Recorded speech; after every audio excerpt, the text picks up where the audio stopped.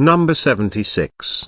One sentence infuriates me in its condescending arrogance. 18-year-old boy not expressing his feelings. What the fuck is that supposed to mean?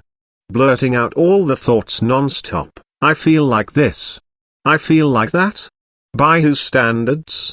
Is it enough for them to cry, or are they supposed to connect to their inner spiritual selves and embrace their feminine side, or what? What the fuck is expressing his feelings?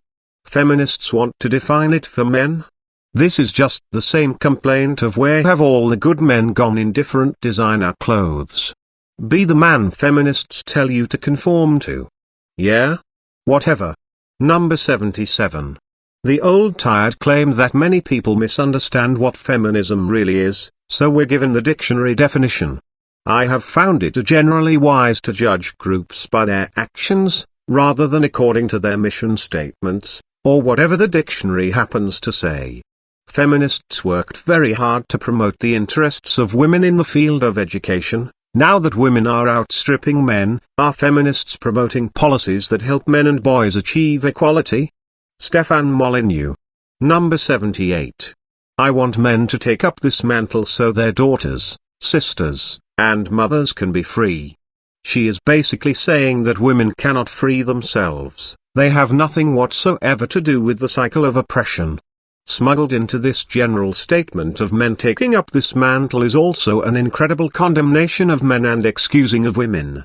Men must get involved because only men are bad. Women cannot free themselves without men saving them because women are only victims, never perpetrators.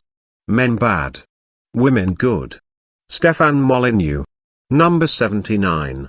Women are supposed to be great listeners, so if Watson truly wanted to speak to men about gender issues, why didn't she do what feminists seem resolutely opposed to doing, which is Googling the term top men's rights issues?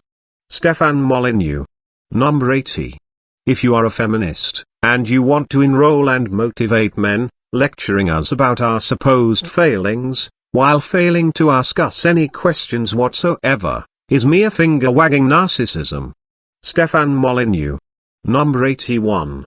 Anti-male prejudice is so ingrained in our hive minds that not one mainstream or female commentator, to my knowledge at least, has pointed out the blindingly obvious fact that Miss Watson wants to talk about gender equality and the needs of women, and cannot even conceive of asking men what our needs are. Stefan Molyneux. Number 82.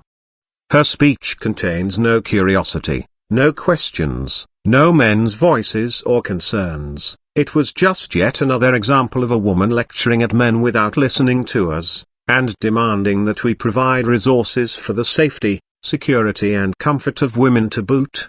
Number 83. It repeats the endlessly debunked myth that women make less than men for the same work. In fact, women with the same education have been in the workforce for the same amount of time as men actually make a little bit more than men. Lastly, number 84.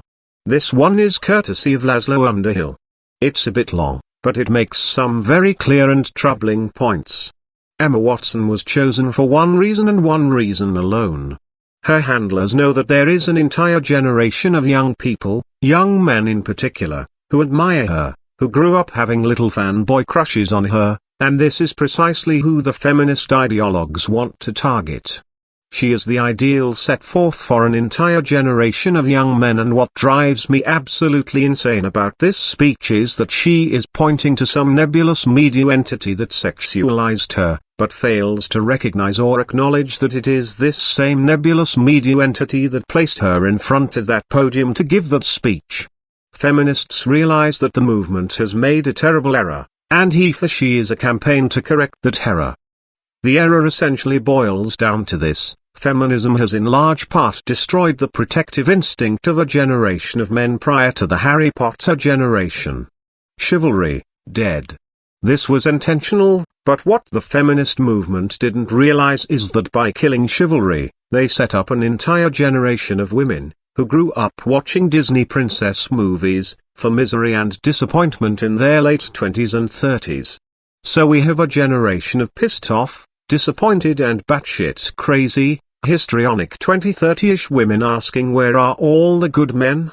And some of them are beginning to take a critical look, for the first time, at all the bullshit their feminist teachers and professors were telling them. That is, wait to get married, and so we see a feminist backlash. A generation of crazy, barren, angry and bitter cat ladies second-guessing themselves and feminism. So the feminists are in a panic, society becomes increasingly critical and doubtful of feminism, young men withdraw in huge numbers to gaming as a social and solitary pursuit. Feminism has made a whole lot of women miserable as fuck. The answer? Send Anita Sarkeesian with her lasso of shame to undermine the last refuge for a generation of men, and then neo-feminism. Ta-ta. Here's Emma Watson with her olive branch. We don't hate men, we need men, to do and feel exactly what we tell them to do and feel. We need our big strong men to defend us, because every passing month it seems we're heading closer to World War III, and Gloria Steinem knows it won't be women out there spilling their guts and coming home by the cargo load in body bags. No. No. All those feminists who hissed at you in college for opening the door. They were extremists. We like chivalry, oh yes we really do, if it means your grim death on some foreign battleground and not mine. End quote. If you enjoyed this video, please comment, rate and subscribe. Thank you. This is Canadian MGTOW, signing off.